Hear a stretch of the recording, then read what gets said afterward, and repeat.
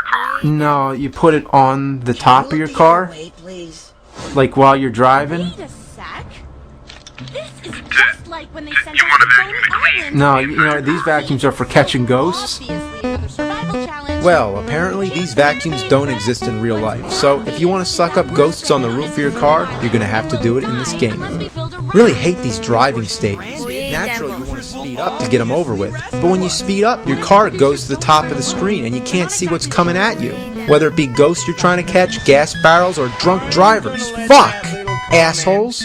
So you might be wondering, is this all you do in the game? Just go from building to building, catching ghosts and dodging cars? Well, yes, this is all you do. I am dead fucking serious. The main idea is to go into the Zool building, but you can't do that until the game sets you to. How he decides that, I don't have a fucking clue. Maybe it has something to do with how many ghosts you catch or when the PKE energy gets to a certain number, which would probably mean just letting the ghost go in. So, I don't know. For whatever reason, you're not allowed to go into the Zool building right away. Maybe there's like an invisible barrier that takes like a fucking hour to go away. Also, why is it called the Zool building? If it's meant to be named after the main villain in the movie, it should be Gozer. Gozer had two minions, the Keymaster, also known as Vince Clortho, and the Gatekeeper, also known as Zool. So, why is the building in the game named after Zool? Who knows? So anyway, it takes forever to be allowed entry into this building, so in the meantime, you just keep catching ghosts. After doing this for so long, you start to wonder, who pays you to catch the ghosts anyway? And why are the ghosts so generic, innocent, and cute looking? They don't do anything to you, so why are you busting them? Because busting makes you feel good? Well, don't the ghosts have a right to death? Obviously I'm thinking too deep about it, but that's what happens. That's what happens when you play such a boring ass shitty game. Your mind gets delirious. I mean, right now I feel like I'm going fucking crazy.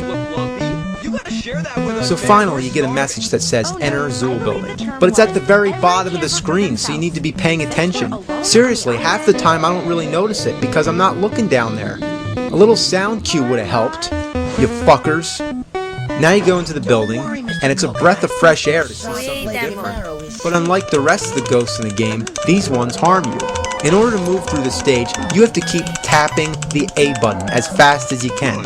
And why couldn't you just use the control pad? Now you move so slow, the ghosts are impossible to dodge, and constantly going up the stairs doesn't help either, since you're basically defenseless. You can't get away when you're on the stairs. Now when the ghosts touch you a few times, you fall, and when you fall 3 times, you're dead. Then the game's over, and if you want to try again, you gotta start all over from the beginning. Now, let me ask this. Why can't the Ghostbusters use their proton beams here? Well, let me answer my own question. That would mean making the game resemble a decent side-scroller shooter, and the problem there is that the game would actually be kind of good, and apparently that wasn't what they were going for. So, playing through the game a second time, just for another shot at that damn stairway, it would be wise to invest in some items to help you out. There's an anti-ghost suit that supposedly gives you maybe 2 extra hits from the ghosts. Then there's the ghost bait. What kind of food will ghosts eat? Then there's the sound generator, which I think slows the ghosts down, but forget about it, it's too fucking expensive. So anyway, now you know why a lot of these items are so important. You need every bit of help you can get. But you'll never have enough money to buy everything in this game, especially when you keep getting hit by the drunks and fuck, I'm out of gas. It really sucks that you need to keep refueling your car. It sucks even harder that the gas costs money too, more money than it does in real life. So you need to keep catching ghosts for money, you spend the money on the gas that you need to catch more ghosts, and it just keeps on going. It's an endless cycle. Eventually you see the enter Zool building message again, but sometimes you're not fucking ready because there's equipment that you still need to buy in order to get up the stairs. The offer to enter is only good for a short period of time. So by the time you catch enough ghosts, make enough money, and buy the gear you want, it's too late to enter the building. The only way to get that offer again is to go catch more ghosts and wait another hour or however long it takes. The only sure way to be able to go in the first time is to trade your traps, the ghost vacuum, and whatever other equipment you don't need for the stairway stage. You can only hold 4 items at a time anyway, so you absolutely need to trade something in. But by the time you get the message, drive to the store, trade your shit in, buy the stuff you need, and come back to the Zool building, you're too fucking late. So what do you gotta do now? Catch more fucking ghosts. So go back to the fucking store again, trade your regular stuff back, and fuck! I hate this fucking game! What were they thinking? Well, let's try to get through this stairway and hopefully see the end of the game. I think one of the problems is that my thumb gets tired pressing the button. So to hell with this controller. We're going turbo. Alright, drop the damn food. Get the fucking food. Get out of my way. Out of my way, you bitches. The ghost bait doesn't do shit. Even if you outrun the ghosts, they never leave the screen. Once you start climbing the stairs, they scroll up with you, and as soon as the ghost bait's off screen, the ghosts start chasing you again. So what's the point of dropping the ghost bait if you're not allowed to go up the stairs to get away? What am I just gonna do? Just drop the bait and stand there? Why would I do that? Oh my god, now they're right in the way. How am I gonna get up there?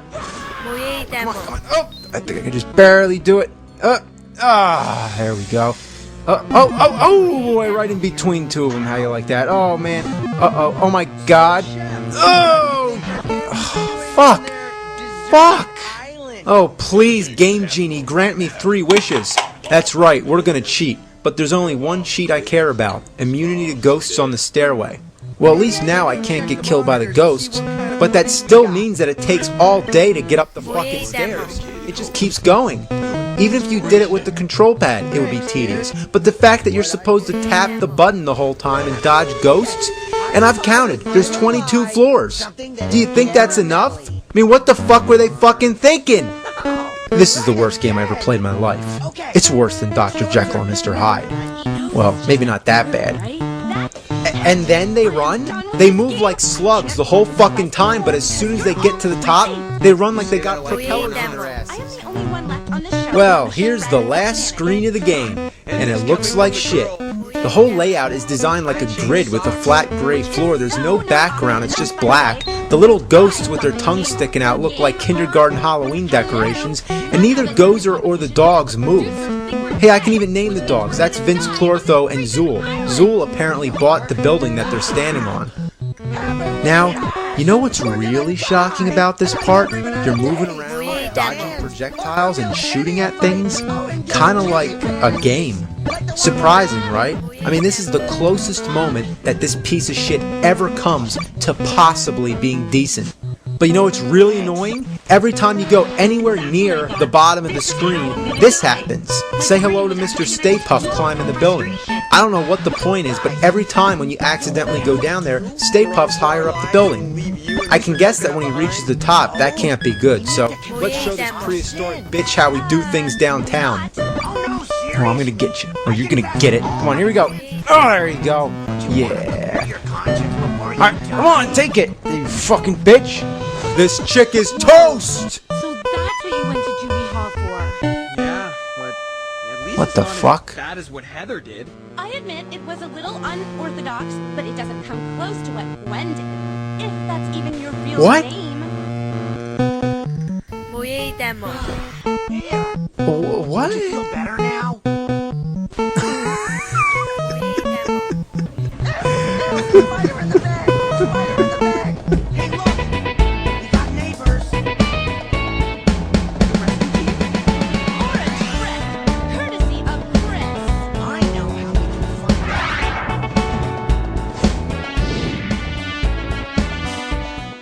I don't know about this. We pretend we're the headhunters and scare the bejeebers out of whoever's messing with your heads. There's only one problem. This is a video game. This is what you immediately think of whenever you hear the term. It's the Atari 2600, and it defines the word classic. Years ago. Even though the games are so simple and the graphics so primitive, it has a charm that will never be matched.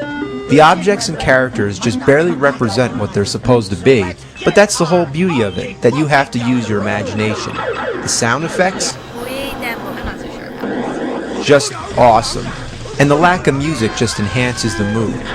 It's that special kind of atmosphere when it's in the middle of the night and you're sitting in the glow of your TV with the sound of crickets.